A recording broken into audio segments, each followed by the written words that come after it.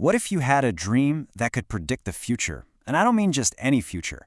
I'm talking about the rise of a massive empire, centuries before it even existed. Well, that's exactly what we're diving into today, a vision from the Book of Daniel that's over 2,500 years old, and it seems to do just that.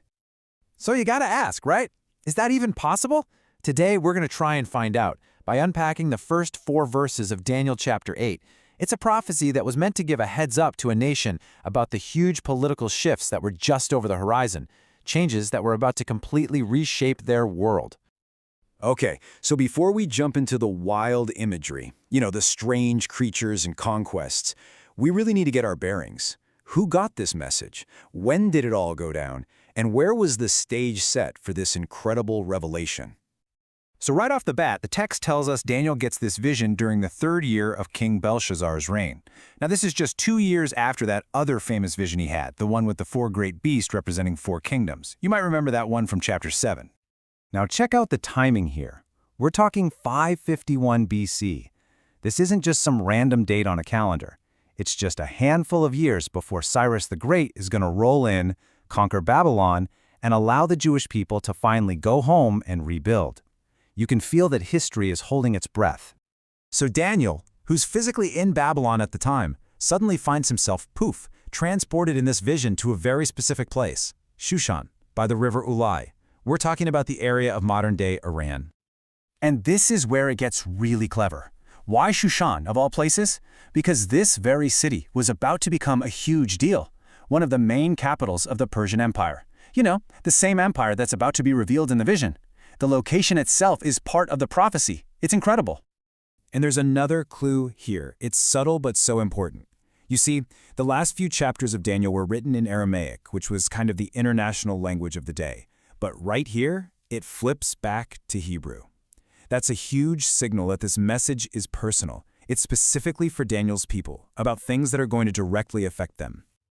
All right, so we've got the who, the when, and the where. Now let's get to the main event, the creature that appears in the vision, which is meant to represent an entire empire.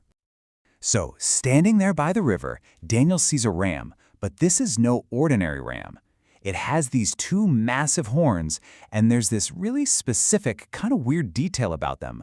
One horn grew up to be taller than the other, and it was the one that grew up last. Now the cool thing is, we don't even have to guess what this ram represents. Later in the chapter, an angel just straight up tells Daniel this ram is the Medo-Persian Empire, the superpower that was about to take down Babylon. And remember that weird detail about the horns? One coming up last but growing taller? Well, that is a perfect picture of how this empire actually worked. The Medes were the first partner in the alliance, the first horn. But the Persians, who came along later, eventually became way more powerful and dominant, the horn that grew higher. And get this wasn't some random symbol pulled out of thin air.